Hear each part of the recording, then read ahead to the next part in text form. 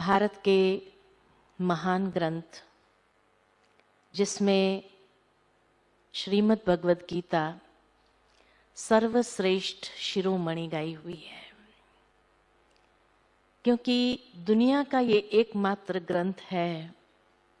कि जिसमें भगवान वाच शब्द आता है, यानी God speaks in the first person. दूसरे जितने भी दुनिया के ग्रंथ है, कोई भी धर्म के, किसी महान आत्मा की वाणी है, दिव्य आत्माओं की वाणी है,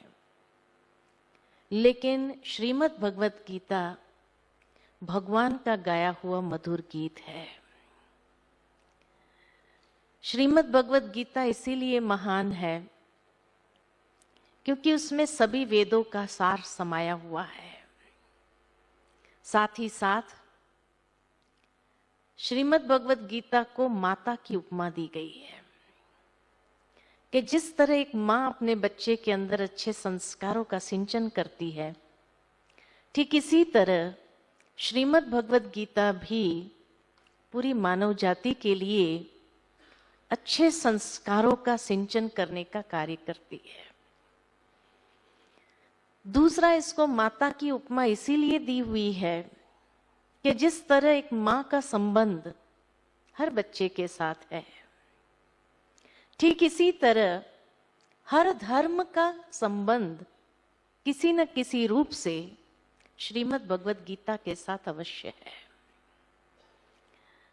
महाभारत के अंदर जिस युद्ध की बात की गई है पांडव और कौरवों के बीच में, उसी को ही बाइबल के अंदर द होली वॉर कहा है, जो शैतान और फरिश्तों के बीच में दिखाया गया है।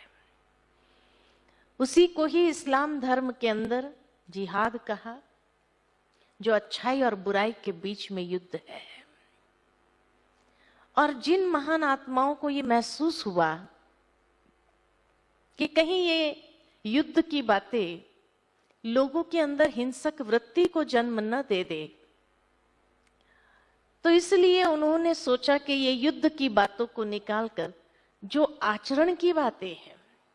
उसी को लिया जाए। ऐसे जैन धर्म के अंदर सिर्फ जितेंद्रिय होने की बातें, अर्थात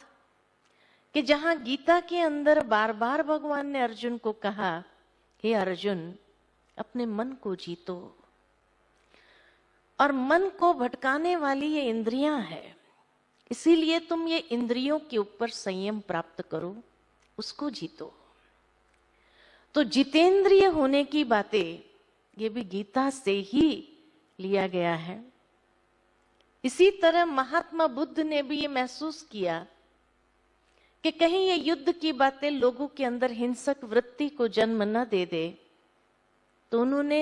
श्रीमद् भगवद गीता से कर्म योग को उठाया कि कर्म ही धर्म है, अच्छे कर्म करने की आवश्यकता है। इसीलिए उन्होंने किसी मूर्ति पूजा में किसी को नहीं जोड़ा, लेकिन कर्म पर जोर देते हुए उनके धर्म पद में कर्म को महत्व दिया गया। कर्म की गुह्य गति को, कर्म अकर्म विकर्म की गहराई को समझते हुए गीता से उसी बात को उठाया। तो इसी तरह देखा जाए कि गुरु नानक देव ने भी श्रीमद् भगवद गीता से मन को मित्र बनाने की कला, मन जीते जगत जीत, किस तरह से बना जाता है कि जहां भगवान ने भी अर्जुन को छठे अध्याय में मन को मित्र बनाने की कला बताई है।